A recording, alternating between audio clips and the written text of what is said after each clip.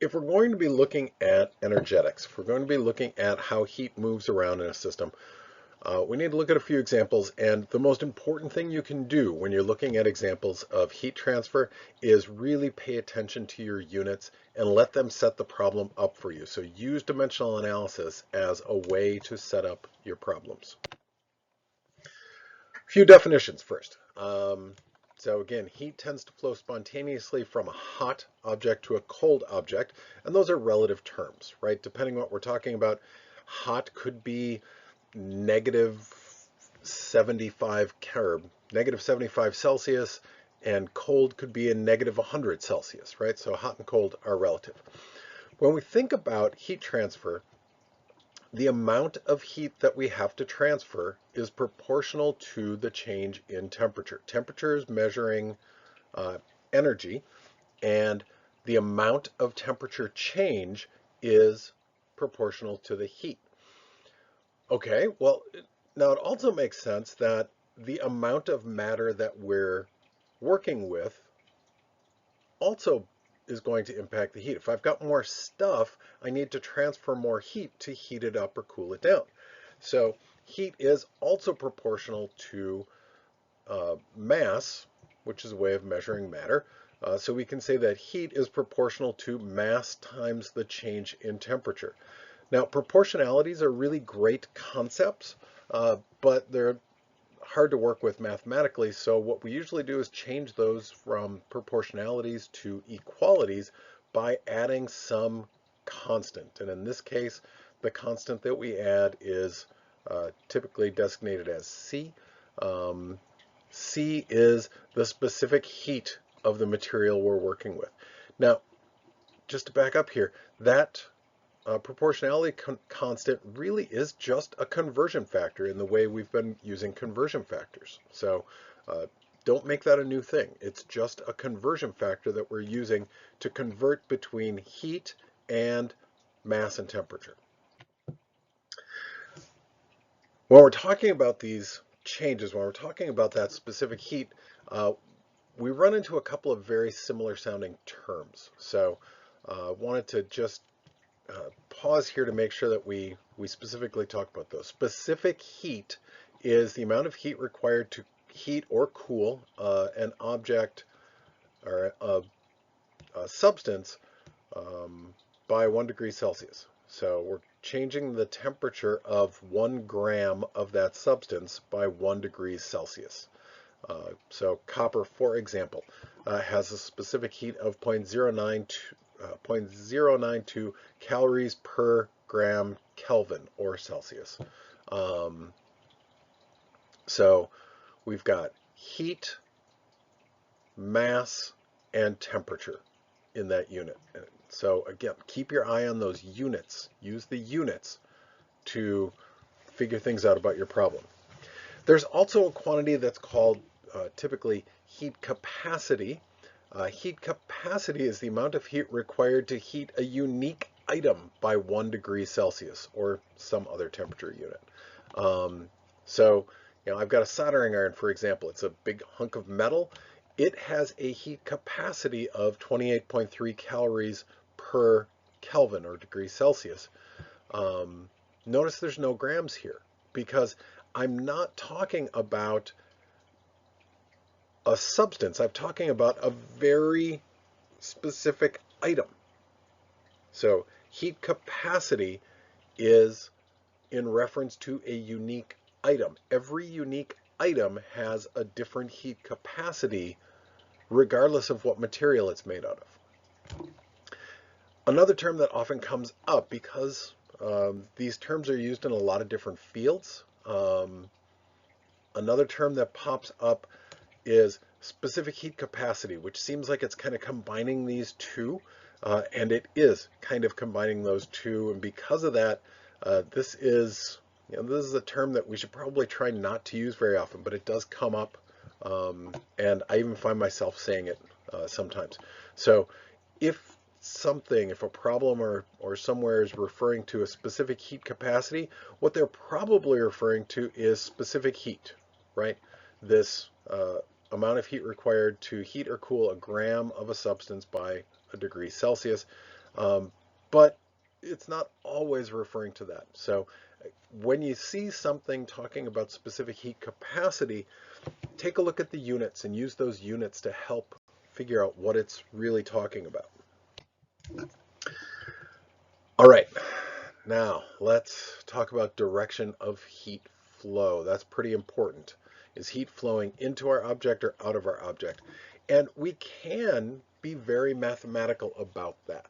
So let's take a look at the very mathematical approach. Delta T, the change in temperature.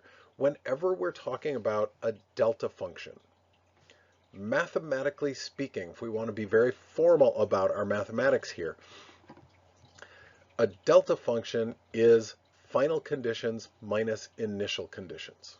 So T final minus T initial. So if we've got something that's losing heat or cooling down, then the final temperature is smaller than the initial temperature, and our delta function, T final minus T initial, is negative. So we would describe that heat as being negative heat. If the object is, conversely, gaining heat, then T final is larger than T initial, and our very mathematically formal delta function is positive. So we would describe that as positive heat. Now, practically speaking, when we're talking about direction of heat flow, it's often easier for us to just think about it conceptually rather than going through the specific and explicit math.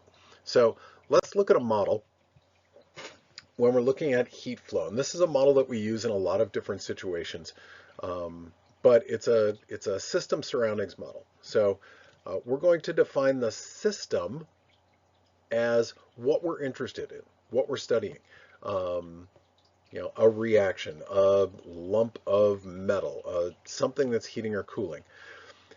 And we're going to define the surroundings as everything that's not part of the system. So this is kind of a nice little binary system, right? It's either the system or it's the surroundings. If we look at both of those together, everything that we're talking about here is something we would refer to as the universe. Now, when we talk about universe, we could mean the actual universe, all things in all places. Or if we've got a situation where we've got a pretty isolated, or we've got a way to isolate or insulate our experiment sufficiently, we can describe the universe for that experiment as just a small container of some sort. So system, surroundings, and universe lets us think more about how that heat is flowing in and out. The important thing about universe here is we're assuming that the energy of the universe, the energy of this whole thing, is constant, is not changing. We're not losing or gaining any energy, any heat through this sort of universe boundary. So in our model, if heat is flowing from the system to the surroundings, mathematically we would give that a negative sign, right? And that's what we would describe as exothermic. Exothermic, right? Thermic, heat, therm. Exo, the heat is going out of the system. If the heat's going in the other direction, if it's going from the surroundings to the system, then we would describe that as endothermic. The heat is going into the system, and the sign of that heat change would be positive. This is totally consistent with that mathematical approach that we talked about previously. So when we're looking at heat flow, when we're looking at any type of thermodynamics, it's often helpful for us to separate it into two different parts. We've got an amount of heat that's being transferred, and we've got a direction that we're transferring that heat. So by being able to sort of separate these conceptually a little bit, sometimes that makes a problem easier just because we can think about the quantity of heat and the direction is just kind of embedded in the problem. We'll take a look at an example of that. Just as a note on the math side of things, this is the difference between vector quantities and scalar quantities, right? Vector quantities are quantities that have some directionality to them. So it's a magnitude and a direction. Scalar quantities are just a magnitude. So heat flow has a direction. It's a vector quantity as we're working through it. Okay, let's take a look at an example. I've got a 7.382 kilogram block of aluminum metal that's initially at 83.24 degrees C. How much heat has been transferred to the surroundings when this block of aluminum cools to 31.62 degrees C? And I had to look up a number in your textbook. The specific heat of aluminum is 0.215 calories per gram degree Celsius. So here we've got our problem, and here we've got our specific heat with the unit. So let's let that unit set things up for us. So 0.215 calories per gram degree Celsius. How much material do I have? Right? Specific heat, I need an amount of material and a temperature change. So the amount of material that I have, well, my unit here is grams, and I'm given kilograms, so I need to convert grams to kilograms, and I put an explicit conversion in here. So kilograms to grams, that cancels that unit. I'm left with grams, that cancels that unit. So I've taken into account the amount of material. Now I need to take into account the temperature change. And this is where, you know, math and non-math kind of compete here. 83.24 degrees C minus 31.62. I'm changing by, what is that, 52 point something, 51 point something. That is the magnitude of my temperature change. That's not the direction of my temperature change. So if we just kind of work this out, you know, let's crunch the numbers here. We get 81,900 calories, or we can express that as 8.19 times 10 to the fourth calories, so that we're explicit about whether these zeros are significant or not, or we can convert it up to kilocalories and just call this 81.9 kilocalories.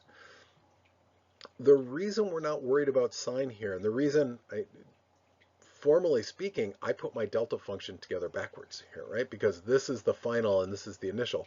But in the problem, it states how much heat has been transferred to the surroundings when this block cools. So the problem is telling me that I'm transferring heat from the system to the surroundings.